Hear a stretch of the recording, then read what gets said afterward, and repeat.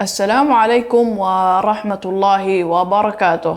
مرحبا بكم أصدقائنا المشاهدين من كل مكان، وحلقة جديدة من برنامجكم الشيق يحكى أن، وحكاية جديدة ومفيدة وممتعة، ونأخذ منها الدروس والعبر. حكايتنا اليوم من مملكة الحيوانات، حيث تقول الحكاية أن هنالك قرد وخرتيت. القرد اسمه لبيب، أما الخرتيت فاسمه حلمان. كانا يعيشان في بيتين متجاورين منذ الطفولة المبكرة، وكانا يلعبان مع بعضهما منذ الصغر، وعندما كبرا تحسنت العلاقة بينهما، فأصبحا مثل الأخوين. وفي يوم من الأيام ذهب القرد لبيب ليزور صديقه الخرتيت حلمان، وعندما وصل إليه وجده غاضبا لأنه يحمل أكواما من الحطب ويقوم بإدخالها إلى البيت. ثم دار بينهما حوار شيق.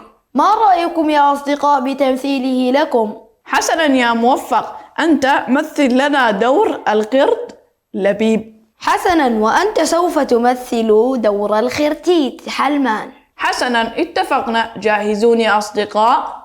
هيا. خيرا يا خرتيت حلمان. عفوا يا قرد لبيب، أنا مشغول اليوم. فيما انشغالك؟ وما هذه الكومة؟ هل تصنع طعاما؟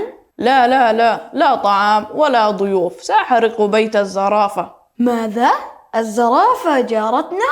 نعم. لكن لماذا؟ لقد حلمت في نومي بأن الزرافة تحمل نارا وتحرق بيتي. حسنا، وما الذي حدث؟ ذهبت إلى الثعلب واستشرته. حسنا، وماذا قال لك؟ قال لي أنها تريد أن تحرق بيتك، ثم ماذا؟ أشار لي بأن أقضي عليها قبل أن تفعل هي ذلك بي. أيها الأحمق، أتريد أن تحرق بيتها لمجرد حلم؟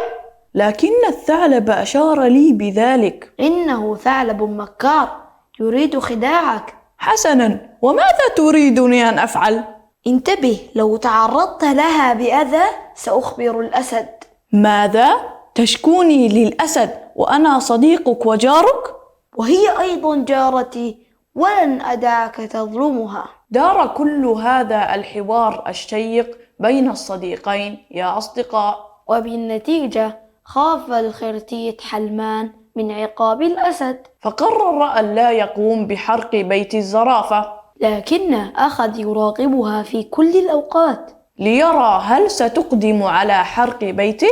فلم يجد منها أي استعداد. لم تجمع الحطب ولم تقترب بصورة مريبة إلى بيته، فقال في نفسه لابد أنها سوف تفعل ذلك، ولكن بعد وقت طويل. ذهب القرد لبيب إلى صديقه الخرتيت وقال له: يا حلمان، لم يحترق بيتك صحيح؟ رد عليه: نعم، لم يحترق، ولكني سوف أراقبها. قال له لبيب: حسنا، راقبها كما تشاء، ولكن لا تتعدى حدودك. وبعد فترة وجيزة عادت الأمور بين الصديقين كعادتها، حيث كانا يتزاوران ويلعبان مع بعضهما البعض. مضت فترة على هذه الحال، إلا أنه بعد فترة لم تكن طويلة انقطع المطر من الغابة، مما أدى إلى جفاف البحيرة العذبة، فعانت الحيوانات من الجفاف. لذلك أصدر الأسد أمرا لكل الحيوانات، ودعا لاجتماع طارئ للجميع، وذلك للبحث عن حلول لهذا الجفاف. قال الحصان: لقد رأيت سكان القرية بالقرب من الغابة، رأيتهم يقومون بحفر الأرض، وذلك لبحث عن مياه بداخلها، ويبدو أن الماء قريب من سطح الأرض. رد الفيل: هذه فكرة ممتازة. ما رأيكم أن نفعل مثلهم؟ ضجت الغابة بالموافقة على الفكرة. فقال الأسد: حسنا، إذن بما أن الجميع موافق على كل 4 أو 5 حيوانات متجاورين الاتفاق فيما بينهم والتعاون على حفر بئر، هذا البئر مشترك بينهم وينتفعون بها جميعا. أصدقاؤنا، دعونا نذهب إلى فاصل قصير. سنكمل حكايتنا لكن بعد فاصل قصير.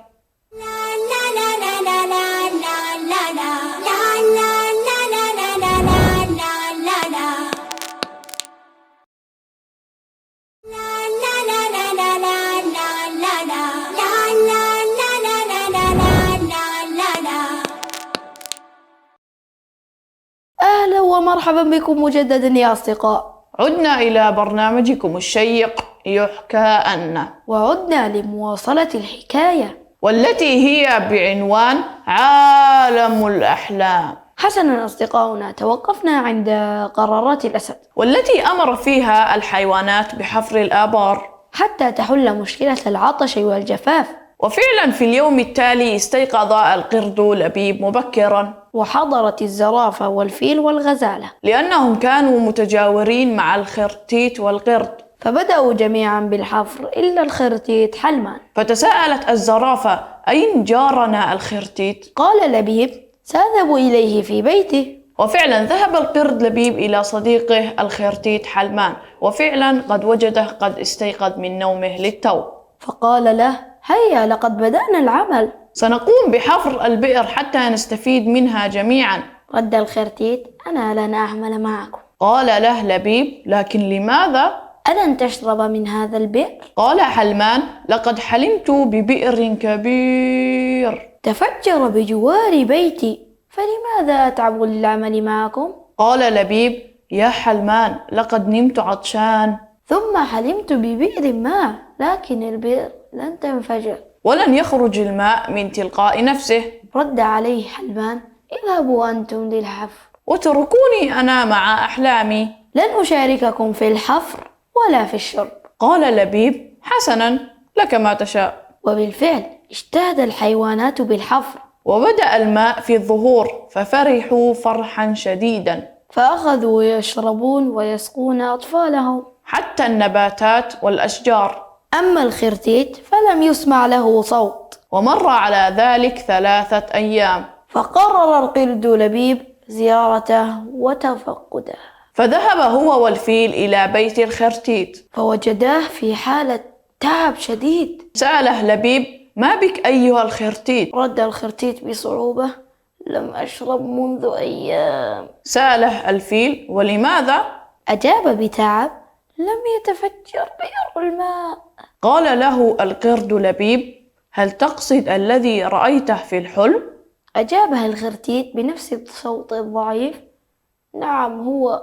ضحك عليه الفيل وقال: يا خرتيت يا حلمان، إننا يجب أن نبني حياتنا على الواقع، لا نبنيها على الأحلام. وهكذا أصدقاؤنا انتهت الحكاية. وتعلم حلمان أن الحياة تعتمد على الواقع، ويجب علينا أن نعمل ونجتهد، لا أن نبني حياتنا على أماني دون عمل.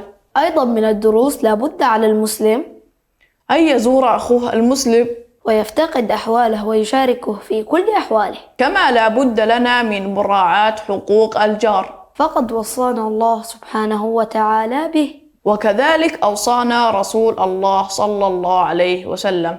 أيضا من الدروس ينبغي أن لا نحكم على الناس بأحلامهم، فلا نعاقبهم على مجرد حلم حلمت به. فمثلا لا يمكنني أن أضرب صديقي في المدرسة لمجرد أنني حلمت أنه ضربني في الحلم، أو أن يكرهه بسبب حلم سيء. أيضا من الدروس تعلمنا أن في الاتحاد قوة، ورأينا كيف أن الحيوانات اجتمعت وقام كل واحد بإبداء رأيه، بالإضافة إلى تعاونهم مع بعضهم في الحفر، ثم مشاركة بعضهم البعض ومقاسمتهم للماء. وهكذا ينبغي على المسلمين أن يكونوا إخوة متفقين. رسالة أخيرة: لن نستطيع أن نبني حياتنا على الأحلام، بل لابد أن نبنيها على أرض الواقع. لا تنسوا مشاركتنا على رقم الهاتف الظاهر على الشاشة أو عبر مواقع التواصل الاجتماعي.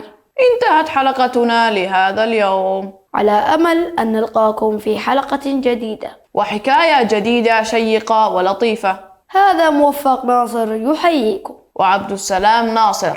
نترككم في حفظ الله ورعايته. إلى اللقاء يا أصدقاء، إلى اللقاء.